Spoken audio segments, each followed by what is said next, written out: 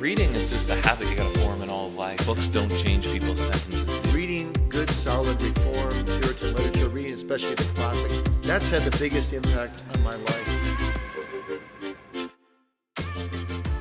Well, g'day and welcome to another episode of the Reformers Bookcast, a podcast hosted by Reformers Bookshop.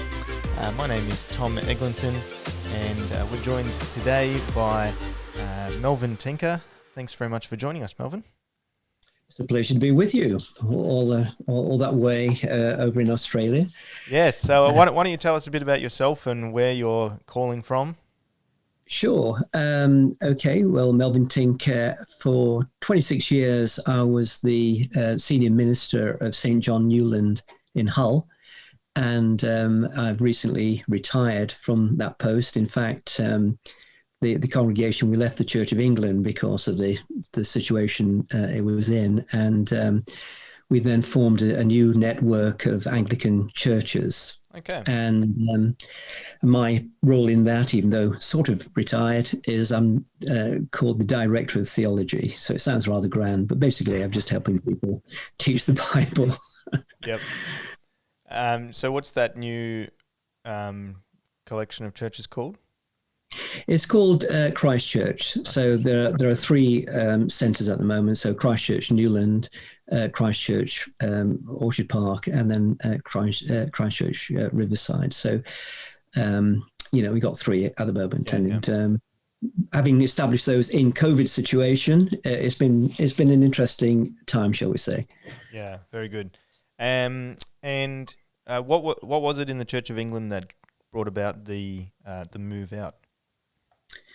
Well, there's been a deterioration in the Church of England for many years, and it's certainly accelerated in the last 10 years, I'd say. And in many ways, it's pertinent to the subject we can be talking about today, because what we see is a replacement of the gospel with a progressive agenda, which may use religious terms, but really has no Christian substance or very little Christian substance. And of course, the sort of presenting issue is that of homosexuality, gay marriage, and the like. And so we came to a position where increasingly we're at loggerheads with the diocese. And as a matter of integrity, one couldn't stay in a system and a denomination which we believe is both corrupt and corrupting. But also one had an obligation to protect the flock, and not only protect the flock, but also ensure the flourishing of the gospel. And I was coming up to retirement, at some point, and there was no doubt about it that when I left, I wasn't going to be replaced by what I would call a consistent evangelical. So we had to make plans. We had to do something positive and creative for the sake of the gospel and for the sake of the people. That must have been a hard decision, I guess, and I'm glad that you've produced it was. It wasn't how I envisaged things, because the church had been built up, about 500 people by the end of, after 25 years, and it was a very thriving and healthy congregation. And what was, pleasantly surprising, I guess you could put it that way, was that the vast majority of people came with us, and rather than why is this, most people said, well, we knew it was coming. It was just a matter of when. Right. And so God was very kind to us. Yep. In preparing the people. Yep. Now you've written a number of books, but the one that we're going to talk about today is That Hideous Strength, a deeper look at how the West was lost. And then it's got a subheading as well, an expanded edition examining the cancer of cultural Marxism in the church, the world, and the gospel of change. So can you tell, this is the second edition of a book that you'd written in 2018, I believe. Can you tell us a bit about how the book came about? Why did you decide to write this book? Yeah, well, it started off back in 2018 when I was asked to do a presentation at the GAFCON, Global Anglican Future Conference. Yep. in Jerusalem on cultural Marxism. And so that's what I did. So that's when I really started to do a fair amount of research and thinking into the subject. And as I was doing this, because I'm a preacher primarily, I was trying to get a handle on this, a sort of way in to try and explain it, this phenomenon.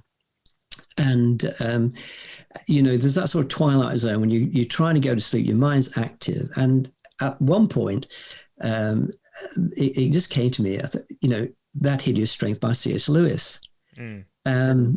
And I thought, right, I'm going to reread this. So I read it again. And it struck me that what Lewis was saying back in the 1940s about the way in which an elite comes together using technology in order to basically enforce its ideas and thinking on an unsuspecting society and culture, is exactly what has happened through this thing called cultural Marxism or critical theory. And so I just brought the two together, and I don't know if many people realize this, but behind C.S. Lewis's book, That Hideous Strength, was a poem written back in 1555 and a dialogue by Sir David Lindsay, which is actually based on the Tower of Babel story. It's a poem about the Tower of Babel story. Right. A particular line, the shadow of that hideous strength, 6 miles or more it is of length. And so here you got a link then between what Lewis was saying regarding the rise of this sort of technocratic elite shaping people and dominating people, the Tower of Babel story in Genesis 11, and the coming together of humanity in rebellion against God to, as it were, overthrow his design in terms of the way in which he has created distinctions within the world for our good, and cultural Marxism. So it's an interesting way in which the things came together. Kevin Van Hooser said to me, well, I've never come across anyone who's sort of combined a C.S. Lewis book with a spaghetti western before in its title. I never thought of it like that. And it's fascinating as I have been thinking through this issue since I read this book last year, and as I've watched the events occur over the last 18 months or so. And I've gone and reread 1984 by Orwell, and I just finished Brave New World by Huxley. And it seems to be quite a common thread through these sort of dystopian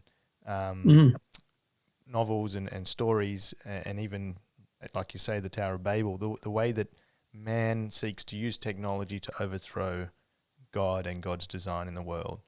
And even really, and you pick up this in the book, to attack humanity and what it means to be human.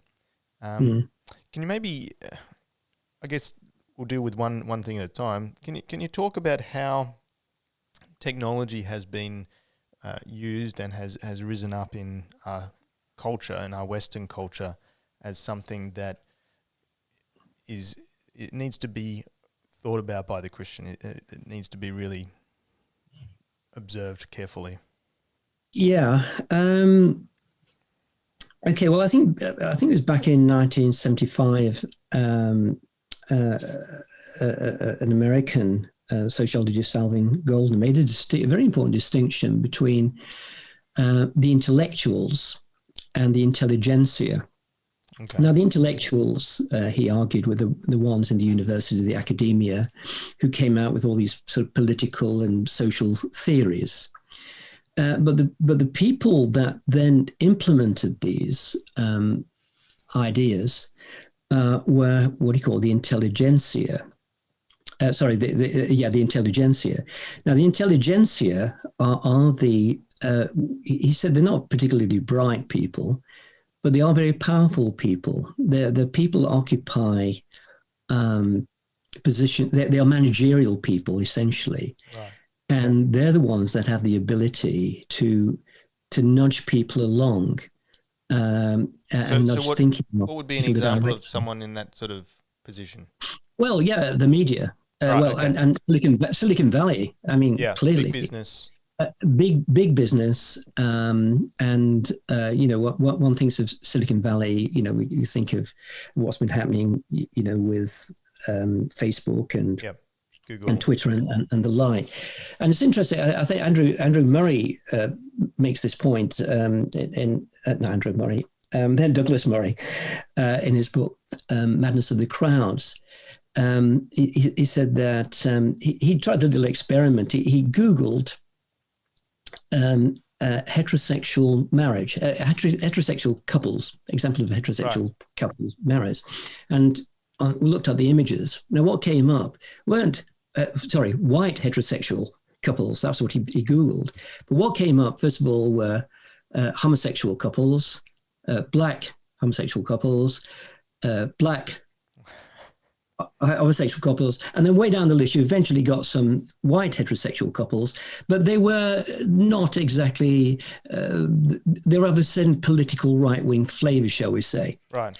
So he gave this as an example of the way in which even they're using Google itself actually is nudging people to think, not really consciously but almost unconsciously. It's just shaping the way in which we see things. So particularly today, the speed with which ideas can be transmitted is phenomenal. And now, of course, you've got the development of artificial intelligence. Now, this is the biggie, and I think this is the thing that we should get a wee bit more concerned about, because, and this is not me engaging conspiracy theories, because I've spoken to one particular very prominent scientist who prefers to remain nameless for obvious reasons, is saying, that now an artificial intelligence, well, I don't know what you do, how you call it, the sort of machine or whatever it is now in operation, and it can write a PhD in 3.5 minutes. Whoa. It can answer 20,000, I think it's 20,000 questions a second. And each year, exponentially, it gets smarter. It will soon be smarter than any other person on the planet and ever will. And he also pointed out that facial recognition is rather passé, because with this material, this operation, it's possible to, he said, all it needs is for this thing to actually see his CV and perhaps a letter he's written, and it will know more about him than he knows about himself. Now, this is a top scientist in the field of artificial intelligence. Now you think the potential that has. So, I said, forget facial recognition. You think what happens if people obtain a list of members of your church, for example. It won't take them very long to to say, feed this kind of thing in, find out what their preferences are, what they like, what they don't like, and they know, the powers that be will know far more about them than they know about themselves. And that's not. And when I was talking to him, I said, "Well, this is the sort of Terminator thing. I thought this was going to be about 50 years' time." He said, "No, this is now." And he said, "The only thing that's holding things back is money." But when you've got people like Musk, for example, who are really into this big time, and he's the third richest man in the world. Something like that. It's doable. It's going to happen. Yeah. Wow. And so then. Feeding that across, like in and of itself, technology shouldn't be something we see as sinful or bad. So, what is it about these the way that we use technology in the Western culture that is so concerning? Yeah, well, the problem is that, I mean, we need to recognize that modern science arose out of Christianity. it was a Christian worldview that gave rise to modern science, and out of that, of course, modern technology. But also came with that, this is Francis Bacon's idea that God has given us two books, the book of Scripture and the book of nature, and we're to read both of those books with the same sort of servant, humble attitude, as it were, and we're to therefore apply what we discover in a God-honoring way. But there you've got that biblical framework. But with all that being dismantled now, what are you left with? Well, there is no universal ethic. The idea that we're living amongst the fragments in terms of ethics. People take a bit here and a bit from this, and we try and put something together, but there's nothing which is coherent. And so at the end of the day, and this is where there's some truth in what the sort of cultural Marxists are saying, you're pretty well left with power. It's those who have the greatest power that can bring to bear their agenda and ensure that those agendas are applied. So you've got to have some ethical framework in which to operate anything, but particularly technology, which is so very, very powerful. And so then you just mentioned that cultural Marxists see things in terms of power. Can you explain very quickly, I guess, Marxism and how that shifts into cultural Marxism? Yeah, okay. Well, when going back to classic Marxism with Engels and Marx himself, Marx believed that there was no fixed human nature. Human nature was like a sort of clay that was shaped and molded by economic and political forces. So he said that men do not have a consciousness, but that is the social consciousness which is determined by its particular existence, which is your place in a particular political system. Right. Now, so sort of like you're defined by what you do and where you fit in the economy. That's right, but more than that, the way you think, the way you see yourself is determined, and basically, in the capitalist system, you have the mismatch, if you like, between the bourgeoisie, the ruling group, and the proletariat, the workers, and it was illustrated. If we can illustrate this with a poster which appeared in 1911, which was entitled "The Pyramid of the Capitalist System." So it was like a sort of tiers of a cake. So at the bottom, big base of the cake, you had pictures of oppressed workers, and the caption was, "We work for all and feed all." And then just above them, you have the capitalists whining and dining, and they said, the caption is, "We eat for you." Above them, you have the military, which says, "We shoot you." And above them, you have the religious clergy saying, "We fool you." And above them, you have the monarchy saying, "We rule you." And above that, you have this big dollar sign, a big sack of money. Okay.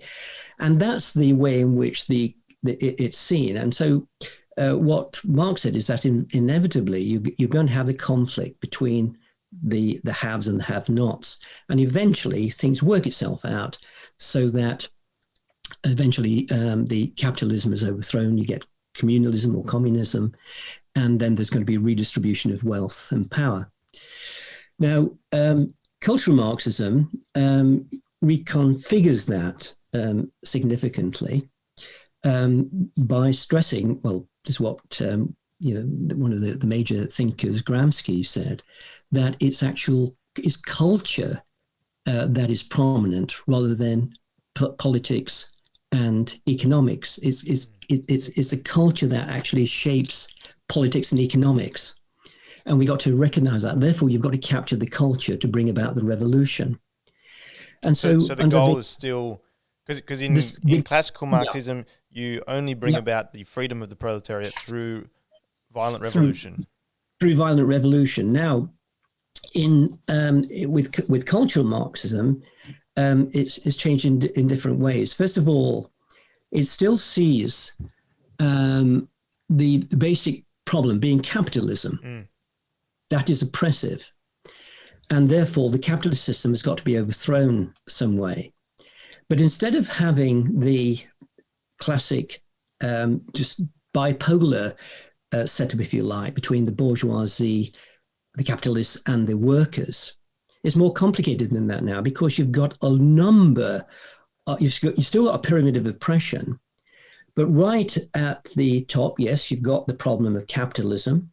You also have the rulers, but beneath that, you then got a whole set of a different tier of oppressed groups. So we're talking about those who are of the minorities, gays, women, trans, basically anybody who's not white. Yep. And the real oppressors above them are basically white, male heterosexuals. Christians. And therefore, to bring about the revolution and the redistribution of power, that system has got to be brought down. Question is, how do you bring it down? Now, for Marx and Engels, it was a violent revolution.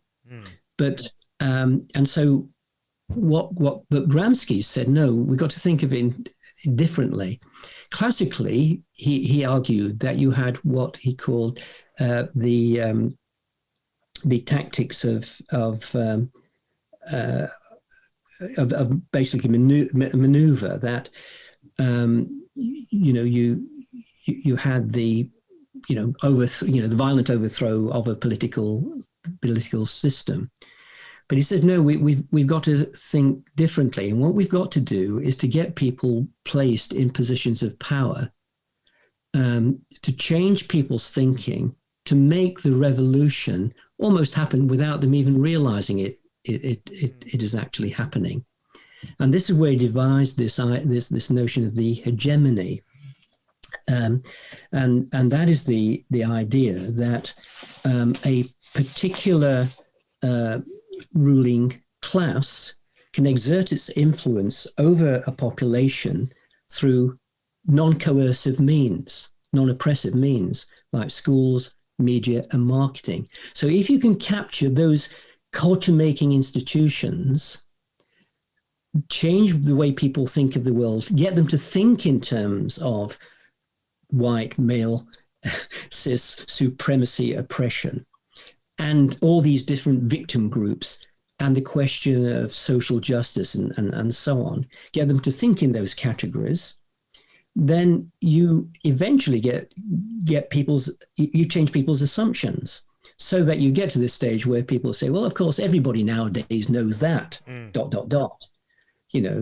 is no such thing as gender, really. It's a social construct. There's no male or female. Of course, gay marriage is fine. How can you think otherwise? And so you get to the position, then you don't have to argue about those things. There's nothing to argue about. And I think that's exactly where we've come to. And that's fascinating, because it connects into the Tower of Babel, because what you're saying is that they have, astonishingly, they've actually managed to build a culture tower, if you like, that completely defies God's purpose for mankind and defies how God has made us. Yes. And so in your book, you explain how they've done this, which is startling and scary. And then you show how that has influenced our view of sex and gender and sexuality. And you pick up on this one issue in particular. Can you explain, I guess, how it is so against God and man in terms of where our culture has gone in gender and sexuality? Oh boy, where do you begin with this? Sorry. No. So it's a good question, because this is the thing which, sometimes Christians, we're criticized. You're always going on about sex, and you're all, homophobic, et cetera, and as if we're wanting to talk about these things. No, not particularly. And in fact, it seems to me that we're not the ones who are particularly talking about these things, but everybody else is. And in our country, anyway, with the BBC, Look at the website every day. There's some promotion of either trans, well, increasingly trans, but also the sort of gay agenda. Yeah, which is that tower working, right? That's the tower. It's another That's brick on top, another brick on top. Yeah, Here we go. absolutely right. But what we see with scripture and the way in which humanity is to be understood is that very basic distinction that God created them male and female, and they're created in God's image. And it's as male and female complementing each other that they are to exercise stewardship over God's world under God, to care for the world, to care for each other, and therefore to ensure not only human flourishing, but the flourishing of the planet. And that's the the agenda that was the cultural mandate given in Genesis, to be fruitful and multiply, and to move outward into the world, to bring it under God's kind rule. But of course, what you see with the Tower of Babel, the exact opposite of that. So instead of being moving outward, they decide, no, we're not moving outward. We're going to congregate, and basically we're going to call the shots. And so they build this tower to make a name for themselves, as it were, in order to bring God down. And in the past, it's tended to be thought of the Tower of Babel as a means of reaching up to the heavens. But in fact, it could be construed that, no, it's actually a way of bringing God down. It's a ziggurat, which certainly the Babylonians saw as the place in which the gods came and basically pandered to the needs of the people that managed to bring him down some way. And that's what is going on, there. So the idea is to domesticate God, to de-God God. And basically to make God in our image. But we do that by basically trying to break down those distinctions, which are part of the fabric of reality. So an alternate reality, which is no reality, it's a fantasy, is being put forward. That there is neither male nor female, but not in the sense Paul made, but that all such distinctions are social constructs. Such distinctions tend to be means of oppression, and therefore we need to throw off all of these such distinctions so that we can be totally free to be whoever we want to be. So it is diabolical. There's no question about it. Whereas what God, the distinction that God has given to us, in which we, as male and female and so on, enabled to flourish, not least in producing progeny, which one can't do. Either in a homosexual or lesbian situation, although of course you can a bit now, can't you, because of technology. So the technology comes into help. Yeah. We do what we can with our science to make ourselves gods, to do what we. That's it. Yeah, to do whatever we want. Yeah. Now, as I read your book, I got 2/3 of the way through after you've explained the concepts of cultural Marxism, the concepts of scientism, the way that that the cultural institutions have brought about this change in social imaginary, the way that we think about gender and sex. And I was pretty depressed. I'll be honest. You were depressed. How do you think I felt writing it? Because I think a lot of us can look out and go, yeah, there's something seriously wrong in society. And your book is so helpful in showing us what that is, or at least one angle on what's going on. But then you're left going, well, what do I do? Am I meant to overthrow their overthrowing of the power systems? Or, what is it that we're meant to do to fix this? So could you maybe give us what you think are some of the really important ways. Okay, well, I can give you the 4 alternatives that have been put forward. It's not in the book. This is all separate stuff now after the book. Extras, bonus extras. Basically, there are 4 options that different people have put forward, okay, as to how we may make a change. The first option is what's called faithful presence, and that's been favoured by the guy who really popularised the term culture wars, James Davison Hunter, and he says, look, we just got to be realistic. You know, we've still got, this is part of the society we're in. We've got to argue our case. We got to hold positions of integrity. We've got to say the emperor wears no clothes. We've got to be as provocative and, you know, as, in one sense, subversive as possible. And so over here in England, you got people like Lawrence Fox and Andrew Doyle, Douglas Murray. And I don't think we ought to underestimate the influence they're having. And again, especially through social media and the like. And so that's one possibility. You know, this is where we are. Let's, you know, stay with it. The second is faithful presence with alternative structures. And this was something which was developed by the Czech writer Václav Havel, part of the Velvet Revolution, Czechoslovakia. And so what he did, it was a Christian intellectual, was saying, well, look, what we need to have in place are, if you like, there's an alternative culture running a lot like or operating within. Yeah. Pardon? Like a subculture. Basically a subculture. So that when the culture eventually collapses, the dominating culture collapses, there's something that can come in to take its place. Mm-hmm. And a sort of variation of that is Rod Dreher's The Benedict option, where he looks back to the 5th century and Pope Benedict's establishment of monasteries as a sort of arcs for the Christian culture to be preserved. Now he argues, and I know Carl Trueman, for instance, is quite favourable towards this, and there's a lot of attractions. But there are 2 criticisms that I guess one can have. I mean, one is that we're not to underestimate the influence and the extent of the social engineers in our society. So even if we were to create, if you like, Christian monasteries or equivalent to that today within our churches, people are still being influenced by this stuff. Yeah, you can't get away from it, right? You can't get away from it. And the second thing is that although these monasteries at the time were physically distanced from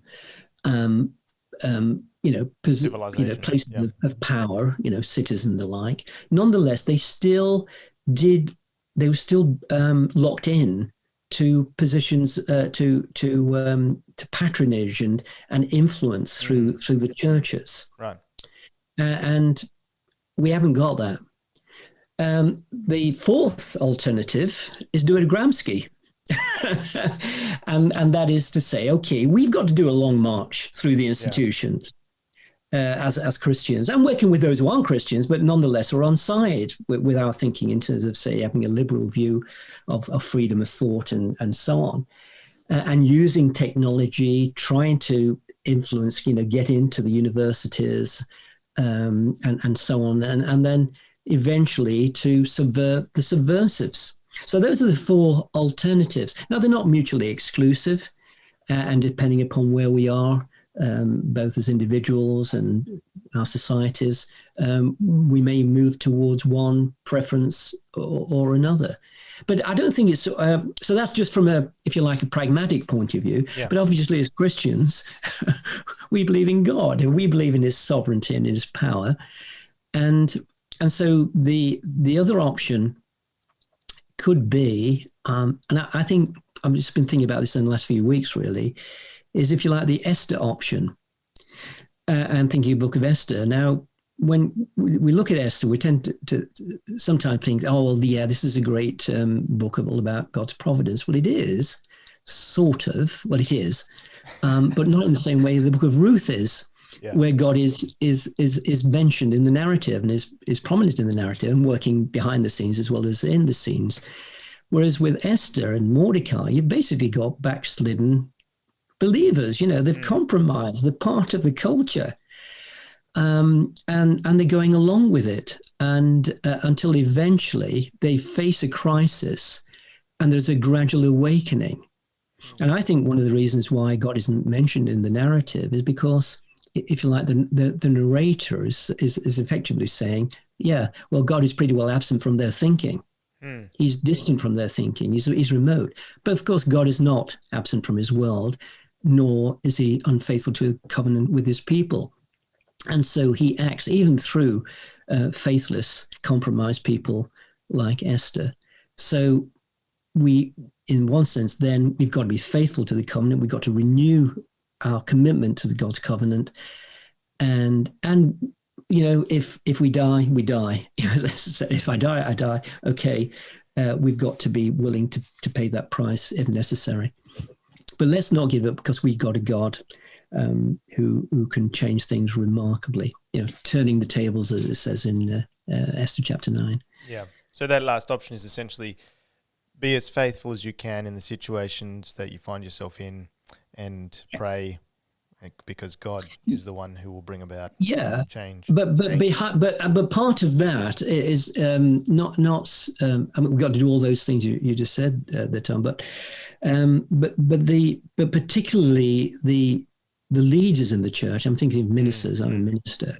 Have got to wake up, and for this to be effective, and for our people to be equipped, the ministers themselves need to be culturally aware of what's going on and culturally engage. And so there's got to be a double reading, if you like. There's got to be a reading of the culture, and there's got to be a reading of scripture, and a bringing the two together into critical engagement.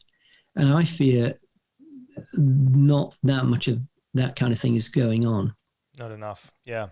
And look, you go into that in more detail in your book, and so I hope we've stimulated people's thoughts enough to get into your book. And thank you very much for taking the time to join us and chat through those ideas, Melvin. It's been a pleasure. Thank you very much indeed. And you've been listening to the Reformers Bookcast. You can catch up on missed episodes at reformers.com.au/bookcast. You can subscribe wherever you get your podcasts, and we will see you next time.